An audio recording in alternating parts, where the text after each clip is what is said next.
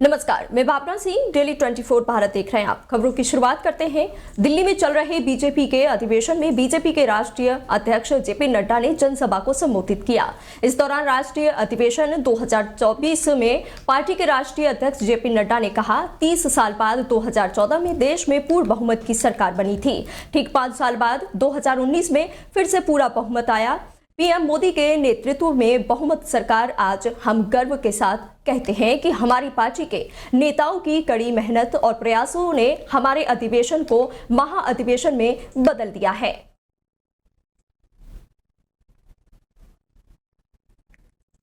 दिल्ली विधानसभा में अविश्वास प्रस्ताव पर चर्चा के दौरान मुख्यमंत्री अरविंद केजरीवाल ने बीजेपी पर कई गंभीर आरोप लगाए। साथ ही उन्होंने दावा किया कि बीजेपी आम आदमी पार्टी से डरी हुई है, इसलिए हमारे नेताओं को जेल भेजा जा रहा है। अरविंद केजरीवाल ने कहा, हमारे विधायकों से संपर्क करने पर हमें पता चला कि उन्होंने हमारे 7 विधायकों को तोड़ने की कोशिश की। सीएम ने आगे कहा, उन्हें लगता है कि अरविंद केजरीवाल की गिरफ्तारी के बाद आम आदमी पार्टी टूट जाएगी। वे केजरीवाल को गिरफ्तार कर सकते हैं, लेकिन वे केजरीवाल की सोच को कैसे गिरफ्तार करेंगे? अगर बीजेपी अपने भविष्य को लेकर डरी हुई है तो सिर्फ आम आदमी पार्टी की वजह से, इसलिए वो आम आदमी पार्टी को तोड़ना चाहती है।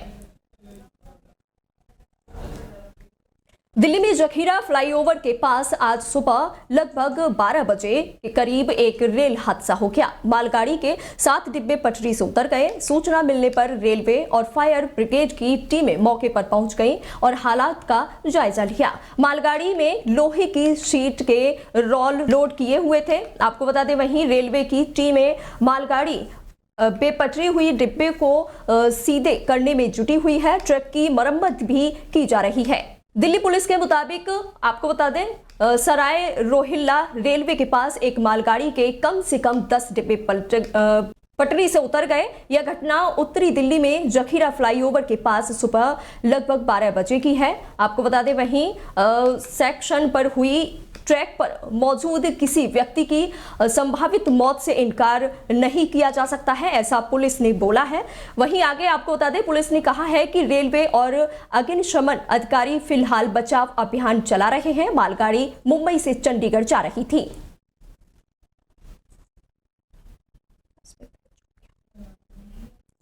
लोकसभा चुनाव 2024 के लिए गोवा की दोनों लोकसभा सीट साउथ और नॉर्थ पर आप और कांग्रेस मिलकर चुनाव लड़ेंगी। सप्ताह की शुरुआत में आपने साउथ गोवा की सीट पर दावेदारी ठोकी थी और उम्मीदवार का नाम भी घोषित किया था।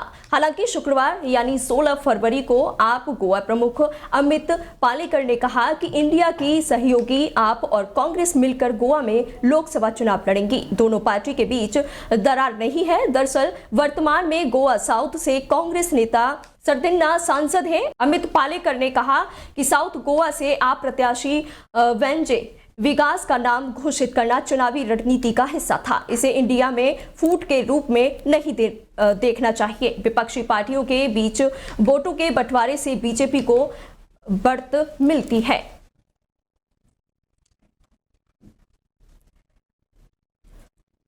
लोकसभा चुनाव की तैयारियों में जुटी कांग्रेस को लगातार झटके लग रहे हैं। इसी बीच ताजा खबर मध्य प्रदेश से आ रही है, जहां पूर्व मुख्यमंत्री कमलनाथ और उनके सांसद बेटे नकुलनाथ जल्द ही बीजेपी का दामन थाम सकते हैं। आपको बता दें, पिछले दिनों से ही ये अटकलें लगाई जा रही थी कि कमलनाथ कांग्रेस आलाकमान से नाराज चल रहे हैं। इस बीच नकुलनाथ ने अपने एक्स बायो से कांग्रेस का नाम हटा दिया है।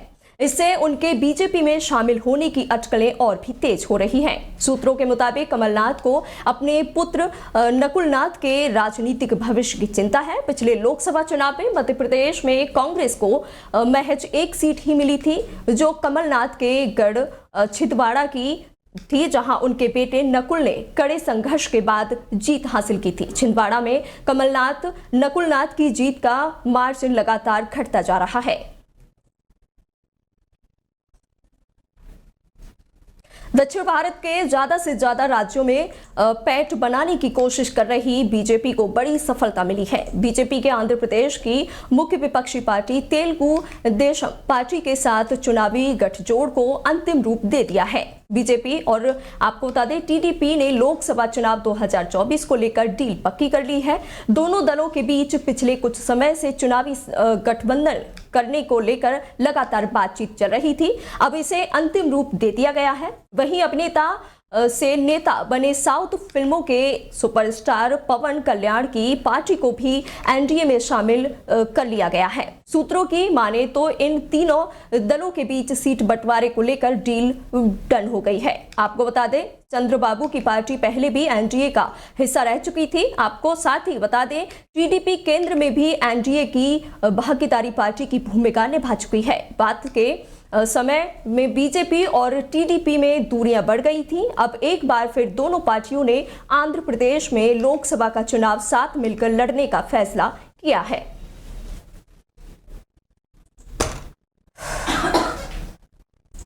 आरजेडी सुप्रीमो लालू प्रसाद यादव ने बिहार के मुख्यमंत्री नीतीश कुमार को लेकर एक बयान दिया था। उन्होंने कहा था कि राजनीति में दरवाजा बंद नहीं होता है, गठबंधन में आते हैं तो देखेंगे। वहीं लालू यादव के इस बयान के एक बार फिर से बिहार की राजनीतिक हलचल तेज कर दी थी। लेकिन अब लालू के इस बयान पर मुख्यमंत्री नीतीश कुमार का जवाब सामने आया है। नीतीश कुमार ने प्रतिक्रिया देते हुए कहा कि लालू के बयान का कोई मतलब नहीं है। हम लोग इधर आ गए हैं और आराम से काम कर रहे हैं। मुख्यमंत्री नीतीश कुमार ने कहा कि कौन क्या बोलता है बताइए, हम लोग एक साथ हो गए, ऐसे भी कोई मिलता है? मेरी आदत है नमन करने की, आदमी करता रहता है, वे लोग अपना काम करें, कोई मतलब नहीं है कि हम उनके साथ जाएं, उन लोगों के साथ।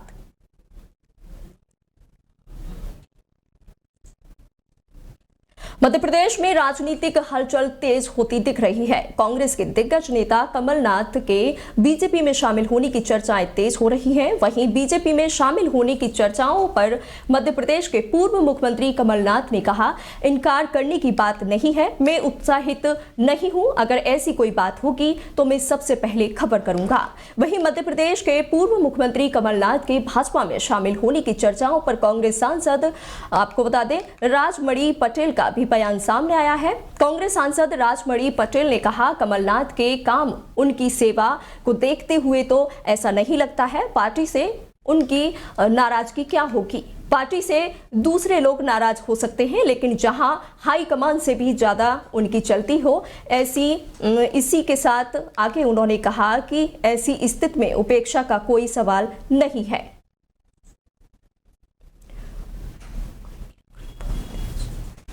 उत्तर प्रदेश के वाराणसी में राहुल गांधी की भारत जोड़ो न्याय यात्रा का पहले राम भक्तों ने विरोध किया। अब बीजेपी के कार्यकर्ताओं ने उस रास्ते को गंगा जल से धोकर शुद्ध किया जहां से राहुल गांधी गुजरे थे।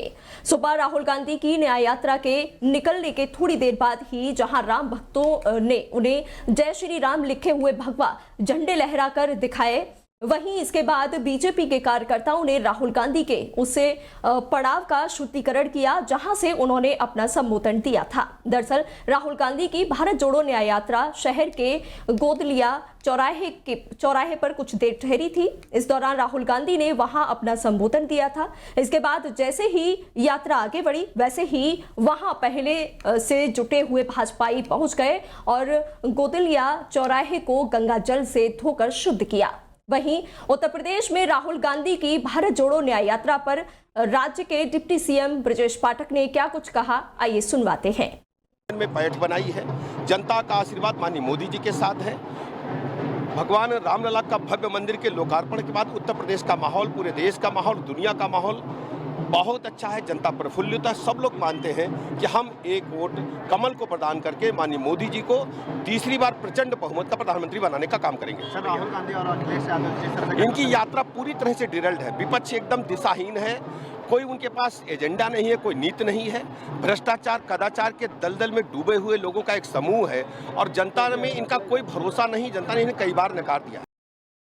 पश्चिम बंगाल के संदेश खाली में राजनीतिक हलचल जारी है। टीएमसी सदस्य कुणाल घोष ने अपना बयान दिया है। संदेश खाली हिंसा पर केंद्रीय मंत्री दर्शना जरदोश और भाजपा नेता मिथुन चक्रवर्ती के बयान पर टीएमसी सदस्य कुणाल घोष ने कहा, मैं आपको धारा 356 लगाने की चुनौती देता हूं। इन हथकंडों से हमें डराने की कोशिश ना करें। वहीं इसी के साथ आगे उन्होंने कहा, संदेश खाली की घटना पर मिथुन चक्रवर्ती की टिप्पणी निराधार है। फिलहाल मेरे साथ बस इतना ही और ऐसी देश दुनिया की तमाम खबरों को जानने के लिए जुड़े रहिए डेली 24 भारत के साथ।